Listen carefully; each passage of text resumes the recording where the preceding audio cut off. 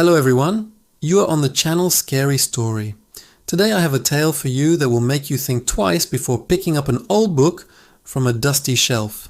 It's a story about curiosity, obsession, and a book that should have remained lost forever. Our story begins with a young man named Alex, a history student with a passion for rare and forgotten texts. Alex spent most of his weekends scouring antique shops and flea markets, always hunting for that one-in-a-million find.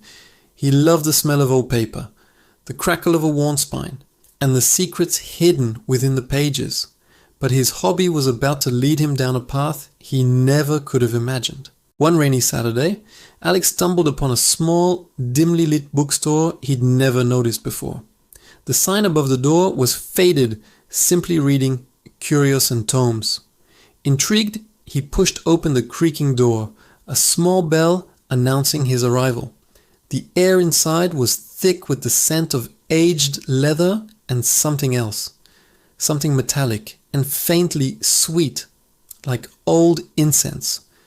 An elderly shopkeeper with eyes that seemed to hold centuries of knowledge nodded at him from behind a counter piled high with books. "Looking for something special, are we?" the old man rasped, his voice like rustling leaves. Alex simply smiled and began to browse. The shelves were crammed with books of all shapes and sizes, many in languages he didn't recognize. He was about to leave thinking he'd found nothing of interest, when his eyes caught something tucked away in a dark corner. It was a book unlike any he'd ever seen. It was bound in what looked like dark, weathered leather, with no title or author on the cover. Instead, an intricate, unsettling symbol was embossed on the front, a spiral of interlocking lines that seemed to shift and writhe the longer he looked at it. He felt an inexplicable pull towards it. It was almost as if the book was calling to him. He picked it up. The cover felt strangely warm to the touch. "What's the story with this one?" Alex asked, holding it up for the shopkeeper to see. The old man's expression darkened. "That book," he said slowly, "is not for sale.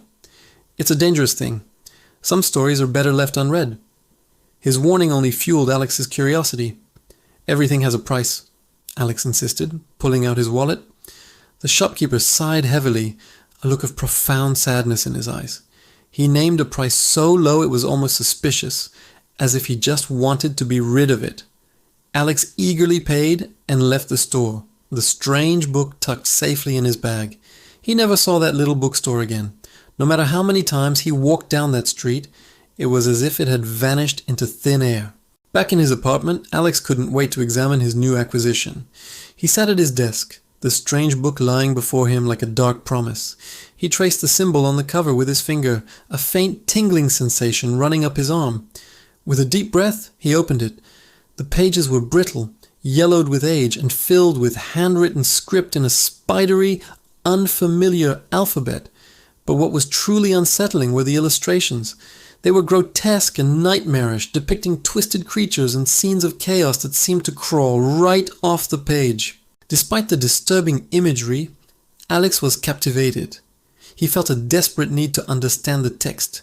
He spent the next few days tirelessly trying to decipher the strange script, cross-referencing it with ancient languages and forgotten alphabets.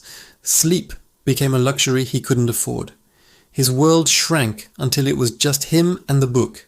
His friends called, but he ignored them. His university work piled up, unnoticed.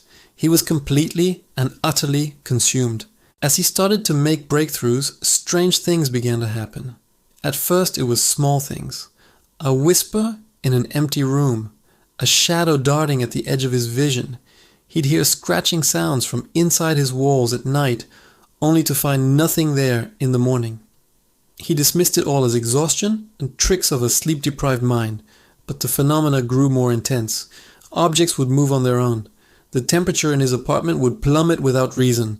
One night, he woke up to find all the books in his room, except for the cursed one, violently thrown to the floor, their pages ripped and torn. The book was having a physical effect on him too. Dark circles formed under his eyes, his skin grew pale, and he lost a significant amount of weight. He was plagued by horrific nightmares every time he managed to fall asleep, vivid dreams of the creatures from the book's illustrations chasing him through labyrinthine corridors. He would wake up screaming, his heart pounding in his chest, drenched in a cold sweat. He knew deep down that the book was the cause of it all, but the obsession was too strong. He had to know what it said. He felt he was on the verge of a monumental discovery. Finally, after weeks of relentless effort, he translated the first full passage. The words chilled him to the bone. It wasn't a history or a work of fiction. It was a ritual, a set of instructions for opening a gateway, a door to a dimension of pure chaos and shadow. The symbol on the cover wasn't just decoration. It was a key. The text spoke of a harbinger, a reader who, by deciphering the text, would slowly weaken the barrier between worlds, preparing the way for the entities depicted in its gruesome pages. Alex realized with dawning horror that he was the harbinger. Panic seized him. He had to get rid of the book. He tried to burn it, but the flames wouldn't even singe the leather. He tried to tear it apart, but the pages were impossibly strong. He drove to a nearby lake and threw it into the deep water, watching it sink into the murky depths. For the first time in weeks, he felt a sense of relief. He went home, cleaned up his trashed apartment, and fell into a deep, dreamless sleep. The next morning, he woke up feeling refreshed. The sun was shining, the air in his apartment felt clean and light. The oppressive weight that had been crushing him was gone. He thought it was over. He made coffee, ready to start his life anew, to reconnect with his friends and get back to his studies. As he sat at his kitchen table, his eyes fell upon his desk, and his heart stopped. There it was, sitting in the exact same spot he had left it weeks ago. The cursed book. It was perfectly dry, as if it had never been submerged in water.